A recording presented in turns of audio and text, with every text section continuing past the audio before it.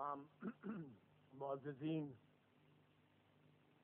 جو سٹیج پہ بھی ہیں، جو سامنے بھی بیٹھے ہیں، ان سب کو میرا سلام.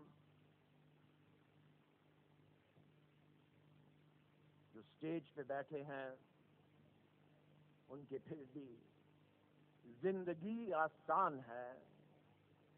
جو سامنے بیٹھے ہوئے ہیں پشت بپشت ان کے حقوق ان سے چھینے گئے ہیں. آج ہم سائیں حیدر بخش کو یاد کرتے ہیں. آج ان کے بارے میں ہم قصیدے لکھتے ہیں. آج ہم یہ چاہتے ہیں کہ ان کی طور طریقے، ان کی طریقت بلکہ ہم اپنا سکیں، کیونکہ آج ہم اس بات کو پہچان رہے ہیں جب وہ ہم سے بچھڑ گئے کہ وہ صحیح کیسے تھے. ان کی بات صحیح تھی، ان کی تمام تر کوششیں صحیح تھیں، اور اگر وقت انہیں ہم سے چھین نہیں لیتا تو شاید آج اتنی غربت نہیں ہوتی اس ملک میں، اس صوبے میں، اس دیش میں. اور آج شاید اگر ہم انہیں خراج تحسین پیش کرنا چاہتے ہیں تو ہمیں صرف ان کو ایک غلاف میں لپیٹ کر کمروں میں اوپر ان کی کتابیں نہیں رکھنی چاہیے. ہمیں ان کی سوچ کو زندہ رکھنے کے لیے اپنے فیصلے کرنے ہوں گے کہ ہم آئندہ اس ملک میں کیا کرنا چاہتے ہیں.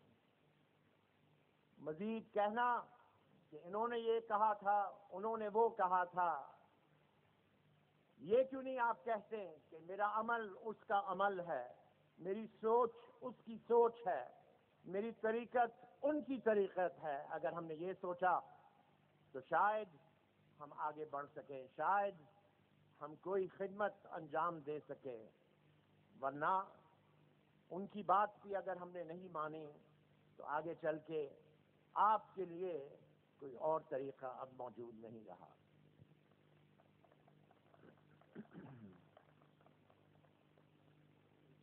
میں ان صاحب سے بہت سی باتیں ہو رہی تھی، ابرار صاحب سے روز باتیں ہوتی ہیں، شہاب الدین صاحب سے بھی کئی باتیں ہوتی ہیں، لیکن ہم آگے کیوں نہیں بڑھ رہے؟ ہم آگے اس لیے نہیں بڑھ رہے کہ آپ لوگوں نے اب تک فیصلہ نہیں کیا ہے کہ طریقہ کیا ہے آگے بڑھنے کا. اگر آپ یہ سوچ رہے ہیں کہ صرف لیڈر وہ آئیں گے آسمان سے جو آپ کو آگے لے جائیں گے، یہ ہونا نہیں ہے. ہونا یہ ہے کہ جیسے قول مولا علی ہے، ظلم کو ختم کرنا ہے، پہچانیے وہ وقت جہاں مظلوم برداشت مزید اور نہیں کر سکتا. میرا خیال ہے پاکستان میں اب مظلوم مزید برداشت کوئی چیز نہیں کرتا. لہذا وقت آیا ہے پاکستان میں یا تو حکمران سمجھے کہ حالات کیا آ رہے ہیں، یا اس ملک میں بغاوت اس طریقے سے بیج بو رہی ہے کہ پھر نہ تخت رہے گا، نہ تاج رہے گا، نہ محل رہے گا، نہ کوئی چیز رہے گی. یہ وقت کیوں آ رہا ہے؟ یہ وقت اس لیے آ رہا ہے کہ غریب کے پیٹ میں خوراک نہیں جاتا. یہ وقت کیوں آ رہا ہے؟ یہ وقت اس لیے آ رہا ہے کہ ان کی اولاد کے مستقبل نظر نہیں آتا. یہ وقت کیوں آ رہا ہے؟ کیونکہ اندھیرا جو ان کے سامنے آ رہا ہے وہ آپ کو اس اندھیرے میں آپ کو جلا کر روشن کریں گے اس ملک کا. اور اس میں کوئی مشکل بات نہیں، اس میں کوئی مشکل بات نہیں. یاد رکھیں، ہمارے کہنے سے اسٹیج پر بیٹھے ہوئے کوئی بغاوت نہیں آتی. یاد رکھیں کہ ہمارے نہ کہنے سے بھی کوئی بغاوت رک نہیں سکتی. یہ یاد رکھیں کہ جب آپ کی پریشانی آپ کو اس حد تک لے جائے گی کہ یہاں ٹرینوں کے سامنے مائیں اپنے شیرخوار بچوں کو لے جا کے قربان کرتی اور پھر اپنے آپ کو، کیونکہ وقت پورا نہیں کرتا خوراک، پیٹ خالی رہتا. میں نے ایک بات کا ذکر ایک اور جگہ کیا تھا، آپ کے سامنے کرتا ہوں.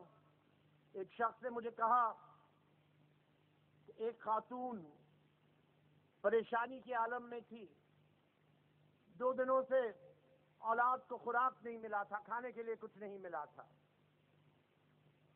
جب پیٹ کی درد میں नौजवान बच्चे रोने लगे तो माँ ने उनके साथ फरेब किया।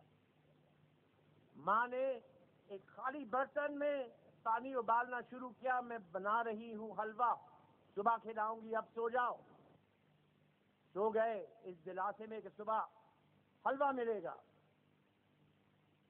पूरी रात माँ घर घर भागते जाते रही, हर एक को कहा एक मुट्ठी मुझे, एक मुट्ठी आटा दे दे कि मैं उस पानी में मुट्ठी गंदम डाल दूं, आटा डाल दूं, कि सुबह जब ये उठें तो ये ना सोचें कि माँ ने हमारे साथ ये फरेब किया था।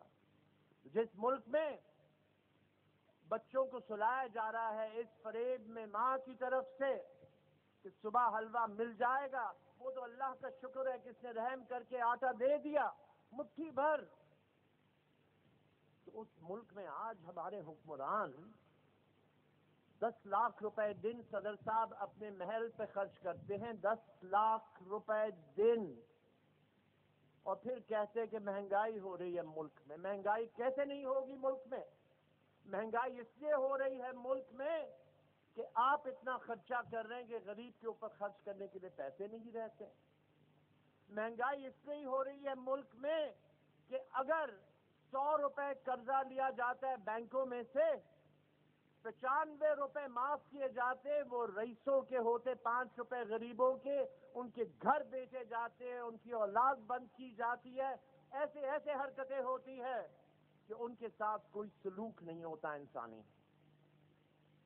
तो जिस मुल्क में हर एक चीज दिखा रही है, वाज़ेह कर रही है कि गरीब के लिए कोई सलूक नहीं, क्या पाकिस्तान इसलिए बनाया गया था? नहीं, पाकिस्तान बनाने वालों ने बराबरी के नाम पे पाकिस्तान बनाया था, ये पाकिस्तान बनाने का मकसद नहीं था।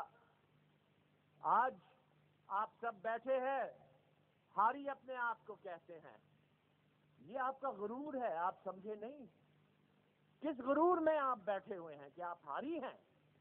अरे किस जमीन की बात कर रहे हो? साइंसदान आलमी कह रहे हैं कि 10 साल गुलाम मोहम्मद बराज के नीचे काश्त का पानी या पीने का पानी नहीं होगा।